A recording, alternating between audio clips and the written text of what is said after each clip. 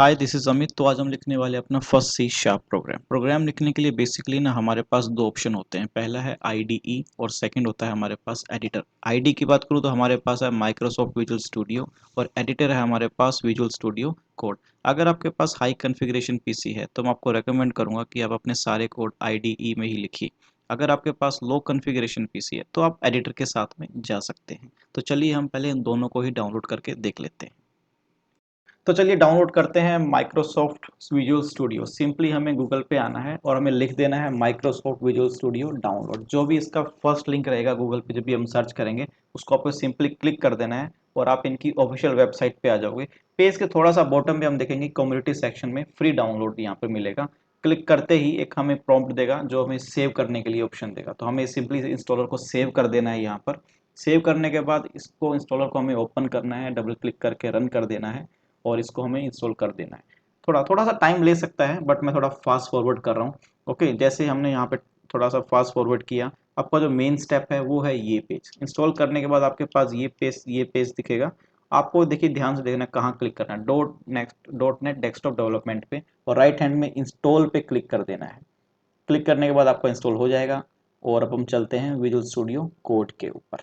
Visual studio code कैसे download करेंगे, वैसा ही सिंपल है। हम जाएंगे गूगल पे, वहाँ पर हम लिखते हैं विजुअल स्टूडियो कोड। जो भी हमारा फर्स्ट लिंक आता है उस पर हम कर देते हैं क्लिक। क्लिक करने के बाद हम क्लिक करते हैं डाउनलोड पे और उसके बाद हम करते हैं एग्रीमेंट पे क्लिक। फिर करते हैं नेक्स्ट नेक्स्ट नेक्स्ट। उसके बाद करते हैं इंस्टॉल।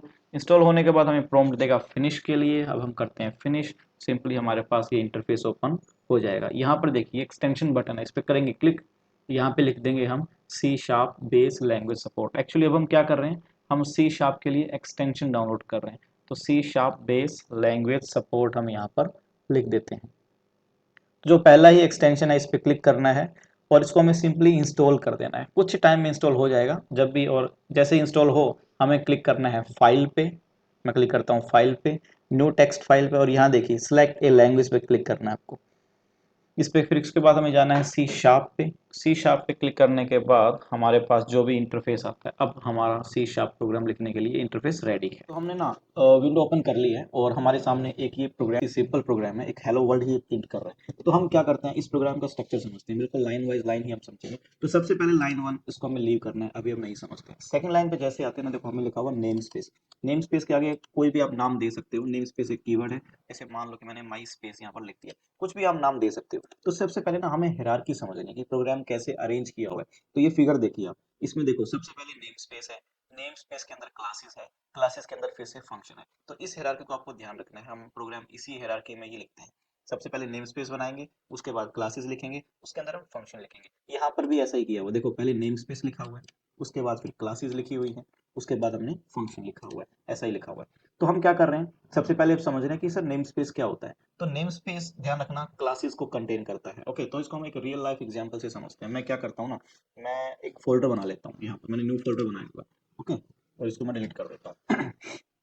तो देखिए यहाँ पर मैं क्या कर रहा हूँ, मुझे एक फोल्डर चाहिए अमित के नाम से। ओके, बना लो, कोई प्रॉब्लम नहीं है। सर मैं एक और फोल्डर बनाना चाहता हूँ अमित के नाम से। ये तो एरर दे रहा है। तो ये एरर क्यों दे रहा है, ये इसलिए एरर दे रहा है ताकि वहां पर नेम का कंफ्लिक्ट ना हो।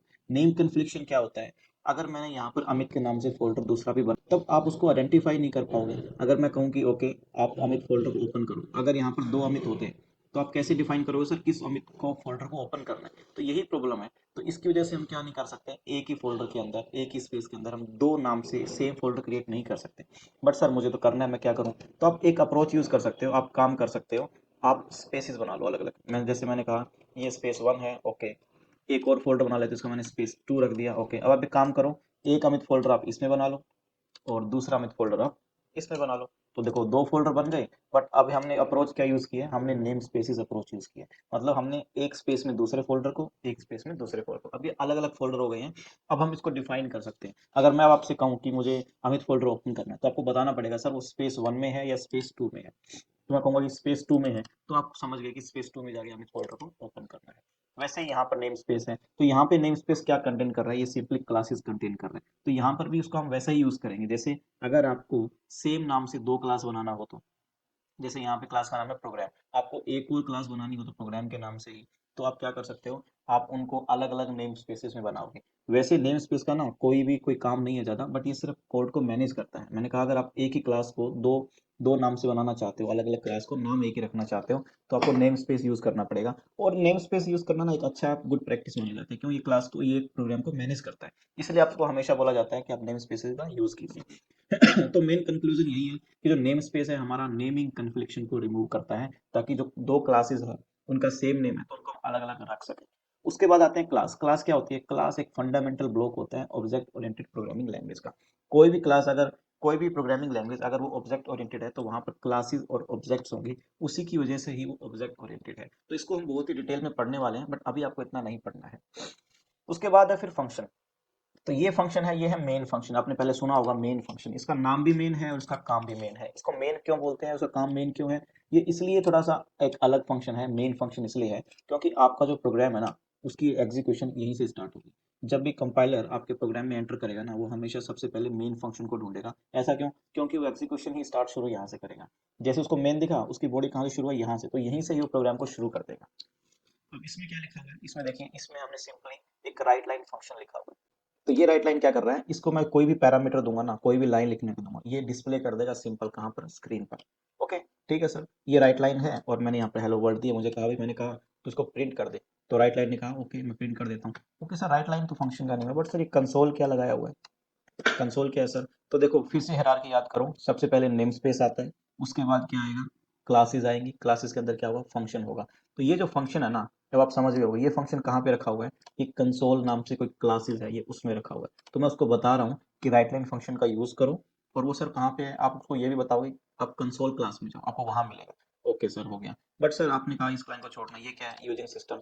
तो फिर से हायरार्की देखो, सबसे पहले नेम स्पेस, फिर क्लास और फिर फंक्शन। तो आपने बता दिया इस फंक्शन को यूज करो, राइट लाइन को। आपने बता दिया कंसोल को यूज करो। अब सर ये क्लास कहाँ है? तो मैंने कहा भाई ये सिस्टम नाम से नेम स्पेस है, उसमें ये क्लास रखी हुई है। तो देखो, सिस्टम नेम स्पेस में, कंसोल क्लास में, राइट लाइन फंक्शन यूज करो। तो सिंपल हमारा ये प्रोग्राम था। इसको आप रन कर सकते हो, यहाँ पर क्लिक करके आप रन कर सकते हो और आपको सिंपली यहाँ पे आउटपुट मिल जाएगी हेलो वर्ल्ड। ओके, तो ये था हमारा बहुत ही एक बेसिक सा प्रोग्राम। इसके बाद हम थोड़ा एडवांस में चलेंगे। तो इस सीरीज में हम बिल्कुल बेसिक से लेकर एडवांस तक हम प्रोग्रामिंग लैंग्वेज को समझें। प्लीज़ चैनल को सब्सक्राइब जरूर कीजिए। Thank you.